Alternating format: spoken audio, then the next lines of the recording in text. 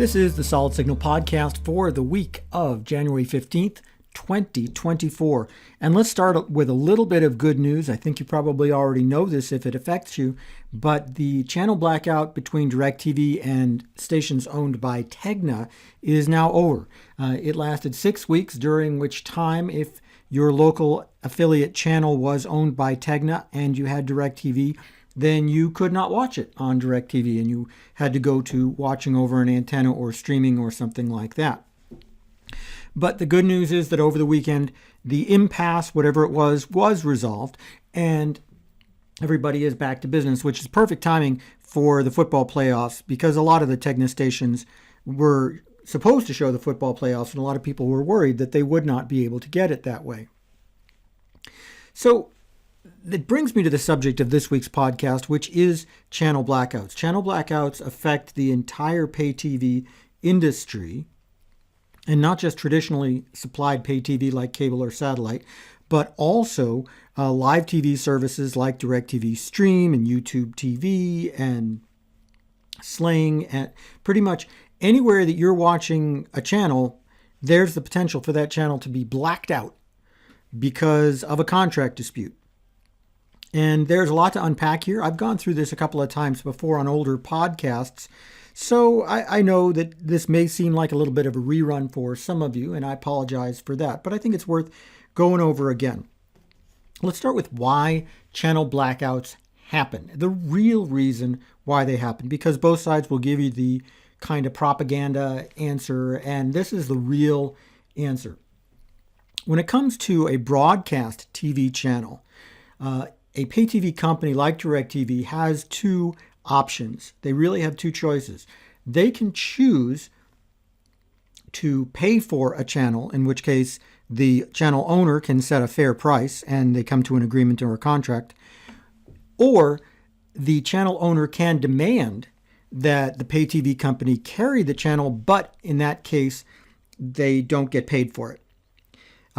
If I own my local ABC channel and I go to DirecTV and I say, you absolutely must carry it, they'll say, okay, but we're not going to pay you for it. In practice, this is hardly ever done anymore. It used to be the standard way of doing things into the 1980s and 90s, hardly ever done anymore. So channel blackouts happen because generally every 2 to 3 years, these contracts get renegotiated. And if the two companies can't come to an agreement on a contract once the old one runs out, then the broadcaster has the right to ask for that channel to be taken down. Now, this part is true whether it's a broadcast channel or just a traditional cable or satellite channel, think like HGTV or something. But the important thing to know here is that it is the decision of the channel's owner to demand that blackout. And then it's the pay TV company like DirecTV that is required to comply with that. So when you hear the propaganda that DirecTV has chosen to black out this station or that station, that's not true. What they've chosen to do is comply with a request from a broadcaster who has the right to do that. So if you really want to point some blame toward why doesn't this channel appear on my local pay TV company, then the answer is because they can't put it on. They don't have a contract. They've been forced into taking it off. So, this sort of thing, it seems like it was quiet for a while. It seems like it wasn't a really big deal for a while. And then long about the time that cord cutting 2.0, as they call it, became a big thing in about 2020, well, that's when you started to see it becoming a big thing again. And for the simple reason that as these local channels become less popular, as the providers themselves lose subscribers, and that's just inevitable, I hate to say it, then the pay TV companies want to pay less for these channels. And they have a right to do so as long as they can come to a fair contract. But generally, the broadcasters themselves, the people who own those channels, don't want to get paid less. They want to get paid more, even though their signals are being seen by fewer people. And yeah, I get it. It doesn't make a lot of sense, but there's a lot about the broadcast industry that doesn't make a lot of sense. And you just kind of have to go with the flow. It's just one of the things that kind of comes from a business that's been around for coming on 100 years and has a lot of kind of dug in kind of ideas about stuff. And this is why these channel blackouts have become more common lately, because you have pay TV companies like DirecTV and Dish that are saying our people are telling us they're leaving because we're already charging them too much. We can't charge them anymore. And we have fewer subscribers to offer you. Therefore, we should pay less. And on the other hand, you have the owner who's saying, I'm more and more dependent on the money that you give me, so you should be having to pay more. And nobody can agree. And that's when the channel blackout happens. And traditionally, I hate to say it because it sounds really cynical, a lot of times these channel blackouts will resolve themselves a day or two before it becomes really critical. If a channel blackout takes place all summer, then you might see it getting resolved the day before NFL kickoff or the day before fall TV shows premiere, that sort of thing. It's just very common. I think it just adds a little bit of fuel to the fire, if it will, of just trying to get both sides back to the table and get a deal done. It doesn't necessarily favor one or the other. But in the meantime, you've got people who are affected, and it can be a lot of people. Why? Because a generation or so ago, almost 2 generations ago, the U.S. government decided to trash the rules that had said that more or less one company couldn't own more than 5 TV stations, period. I think maybe the maximum in certain cases was 8. It really was a very small number. They got rid of those restrictions, and that has allowed companies to blossom up to where one company can own 200 TV stations at the same time. So they've got immense bargaining power with a pay TV company like DirecTV. And on the other hand, that's a lot of money that DirecTV is putting out to one company, and they want to make sure that it's all worth it. So you could be talking about potentially millions of people who are affected by the loss of channels from just one company. And that's where we are today. That's what the government has chosen to do. And this really isn't a political podcast. I should say that again. It really isn't a political podcast. And so I'm not really going to give you a lot of that kind of partisan stuff that maybe you should be getting or might not be getting. I don't know. But I'm just going to try to give it to you in as equal a way as I possibly can.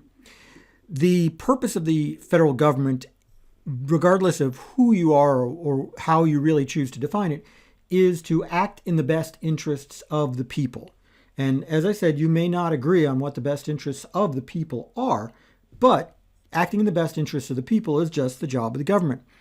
And one of the things that the FCC, Federal Communications Commission, the people who regulate broadcasting, could do is they could come up with a rule that said that as long as the two parties were negotiating in good faith, as long as one of them had not completely walked away from the table with an absolute no, that you have to keep those channels on the air and that the previous contract has to continue on. I personally would favor this sort of thing. Channel owners do not favor this sort of thing. I understand why. Because they feel that it takes away leverage that they have, because as long as a company like DirecTV is still working on the previous contract, then what's their motivation to pay more? Well, I think that you could put in some guardrails there, and I think that you could put in some reasonable limits there so that it doesn't happen forever. And I think that in the end, if you phrase it right, if you say that the two companies have to be actively negotiating and neither of them has to have been, walking away and just pushing away from the table, then this could work and it could be fair to everybody. Because, of course, keep in mind that a channel that isn't being seen on a company like DirecTV isn't paying anybody for it. So it hurts everybody to have these channels blacked out. I wish it's something that everybody would consider, because I do think there's a way that it could be done fairly for everybody. Of course, I'm not a lawyer. I'm also not a member of the FCC, so what do I know? I get it. But it just seems like one of those things that the FCC could do to act in the best interests of the people, rather than the best interests of just two companies, the two companies that are at the table. Because, you've got millions and millions of people that could be potentially affected by one of these channel blackouts. If, for example, Warner Brothers Discovery were to choose to have a channel blackout against a pay TV company, and that would be 20 or 25 channels. I've lost touch of how many there are that would all be blacked out for every single subscriber. That is a potential billion-dollar loser for both sides, which is why it doesn't really happen. It's kind of a nuclear option, but it could. It was about a dozen years ago, if I remember correctly, maybe a little bit fewer than that, that HBO channels were blacked out on Dish for a long time. And it could happen again. And I'd like to see just some honest, fair ways to make sure that it doesn't happen so that everybody gets a fair shake and subscribers also are getting what they pay for. Because remember, too, it's very rare to see companies like DirecTV or Dish issuing refunds when they black out a channel. It can be done, but as I said, it doesn't happen very often.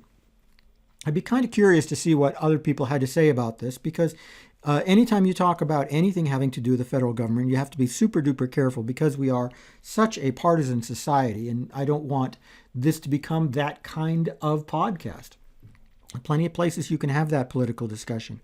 But I think that if you just look at the idea of doing what's best for the largest number of people and having the government play its role of protecting the interests of the people, I think we could have that discussion.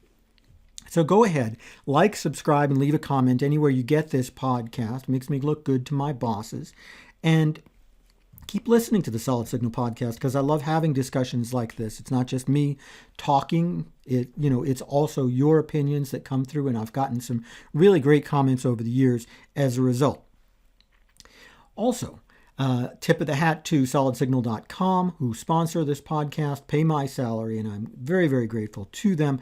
And remember, if you want full service, call the folks at Signal Connect, 888-233-7563. That's 888-233-7563 for the kind of customer service you thought had gone away forever.